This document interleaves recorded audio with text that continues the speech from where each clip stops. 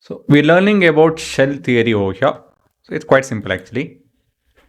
Say we have a shell. Shell is an empty container, spherical in shape, right? So that's your shell. So this is basically empty.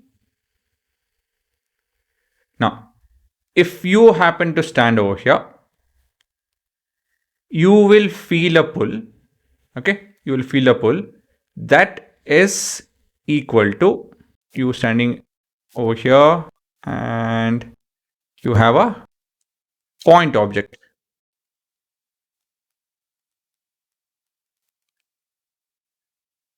And the distance is equal to that of the distance between you and the center, basically from here till here. Whatever this distance is, the same distance will be over here. So if this is say r units away, this too will be r units away. If the mass of this is m, and so the point object of mass m.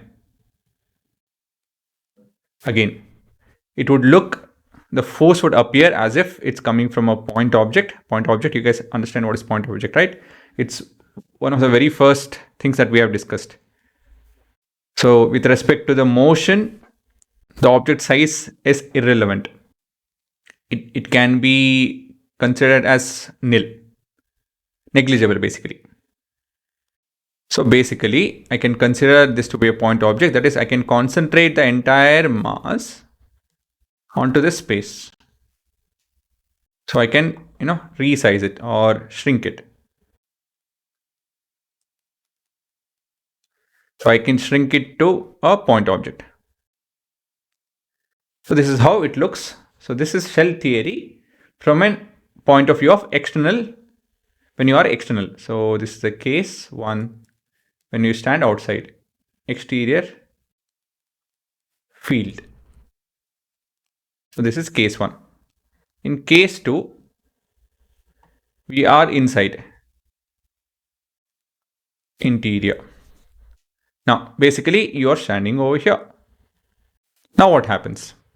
Take a guess. What do you think happens? How much will be the amount of force? Okay, I'll give you guys options. Option 1, the force is 0. Option 2, force is same as this scenario. Okay, case 1. So force is option 1, 0.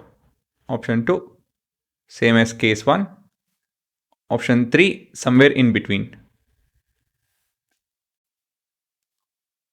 Answer is 0. Now my question to you is, why is it 0? So if you think about it, okay, let me do this. If you think about it, see, this is 3 dimension. This shell is 3 dimension. So these part will be pulling you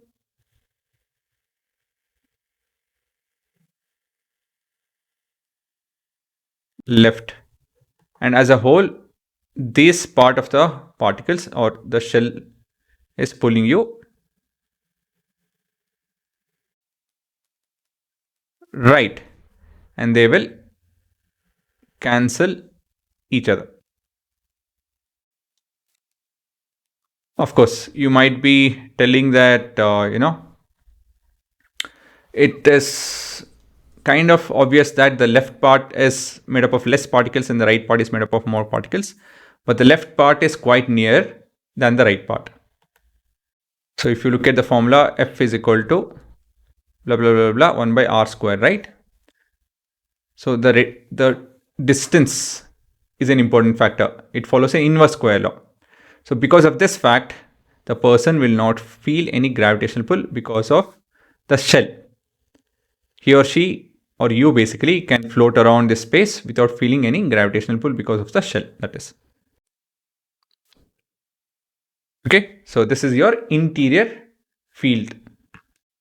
So this is to do with interior. There's a third case. Actually, this is corollary. Corollary. So if I consider, instead of a thin sheet of sphere, What if we consider a solid sphere? So we have this to be a thin sheet of paper. Thin, not sheet of paper, actually thin shell. Actually, this is shell. Need not be thin shell. These are shells. While this is solid sphere. This is a solid sphere. Now, I can stand over here. If I stand over here, this will continue to act like a point object. This entire mass will continue to act like a point object. So that is not an issue. The issue is, what if I drill down? What if I make a hole and drill down? And so this is supposed to be a hole, and I stand over here. Now what? What happens? The force will be a function of radius.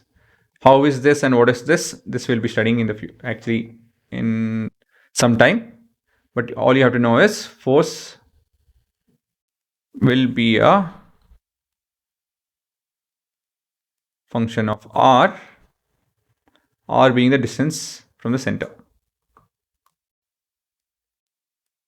Okay, so actually, yeah, this you don't have to bother as of now. This is one thing that you have to understand. This is just I'm just exposing you guys to the future topic. So this is to understand what happens if we drill down towards the center of the earth. So this is a particular case that we'll be studying. So I don't want to dive into that. I should not be, actually. I just wanted you guys to let you know the application of these two theorem, or this is one single theorem, but these two cases. So using these two cases, you will be able to explain what happens when you drill down towards the center of the earth. So application of the shell theorem is over there. We'll be studying that in the future. So all you have to know now is the shell theorem, which states that part 1, a spherical symmetrical mass distribution attracts external objects exactly as if all of its masses were concentrated at its center of mass. Right? So this is your center of mass. If I call this as x comma y, this coordinate will be x comma y. They will have the same coordinate.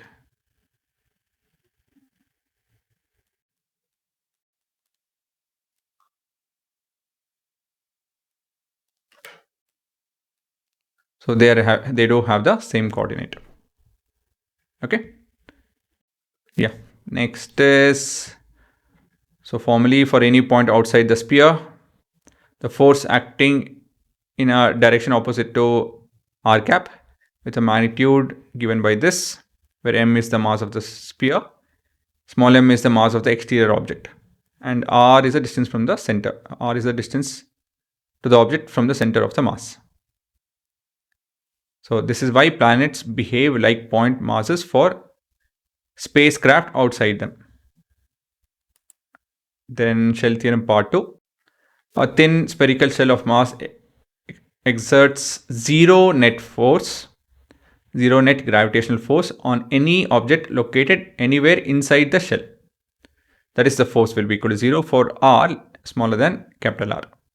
R is your distance, capital R is the radius of the shell. So this is your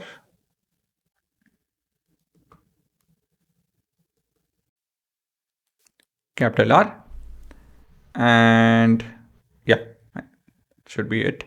And the small r is your formula related r. So your small r is over here as of now.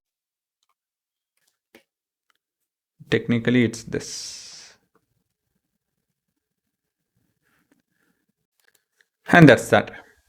So even if the point is off center, the net force is exactly 0. Okay. So that's your shell theorem.